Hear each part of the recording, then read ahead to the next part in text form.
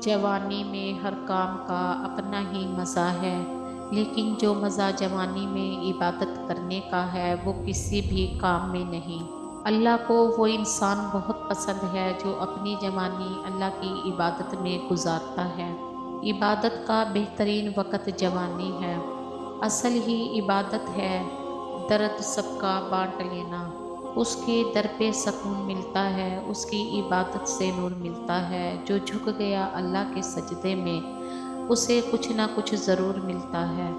جہاں محبت اللہ سے ہو وہاں عبادت کے لیے وقت کم پڑ جاتا ہے۔ چہرے کا نور اور دل کا سکون بس میرے اللہ کی عبادت میں ہے۔ جو عبادت اخلاق اور کردار پر اثر انداز نہ ہو سکے وہ مشقت کے سوا کچھ نہیں۔ دل توڑ کر عبادتیں کرتے ہو، دعا ہے میری تمہارے سجدے قبول ہوں۔ ہر عبادت کی قضا ہے لیکن انسان کا دل توڑنے کی قضا نہیں۔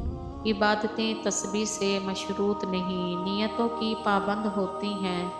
نیتوں میں کھوٹ ہو تو برسوں کی ریاضت بیکار جاتی ہے۔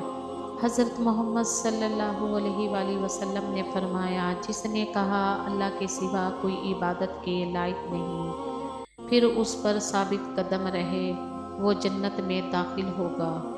عبادتیں اور تقدس اپنی جگہ، مگر کسی کا دل دکھا کر جنت نہیں ملتی۔ عبادت زمین میں گمنام رہنے والے کو آسمان میں معروف بنا دیتی ہے۔ سب سے پہلی عبادت یہ ہے کہ انسان مصیبت میں صبر کر کے اللہ تعالیٰ کی طرف سے مدد کا منتظر رہے۔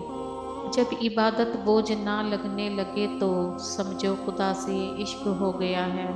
خاموشی ایک ایسی عبادت ہے، فرشتہ اسے لکھ نہیں سکتا، شیطان اسے بگاڑ نہیں سکتا اور اسے رب کے سوا کوئی جان نہیں سکتا۔ یہ عبادت ہے کہ توہین عبادت۔ جب کوئی یاد نہ آیا تو خدا یاد آیا۔ کبھی کبھی عبادت نہیں ندامت قبول ہو جاتی ہے۔